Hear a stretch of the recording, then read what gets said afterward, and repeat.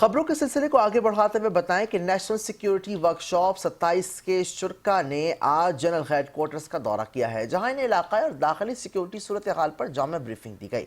شرکا نے chief of army staff field marshal Syed Asim Munir کے ساتھ خصوصی سیشن میں شرکت کی ہے۔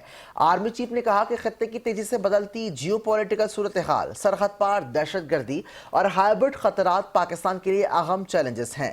انہوں نے واضح کیا کہ بیرونی حمایت یافتہ عسکریت پسندی اور معلوماتی جنگ کے باوجود پاکستان مسلح افواج، انٹیلیجنس ادارے اور قانون نافذ کرنے والے ادارے قومی سلامتی کے تحفظ کے لیے پوری طرح پرعزم ہیں۔ آرمی چیف نے کہا کہ پاکستان ایک اہم ملک ہے اور قومی یکجہتی ہمارے اصل طاقت ہے۔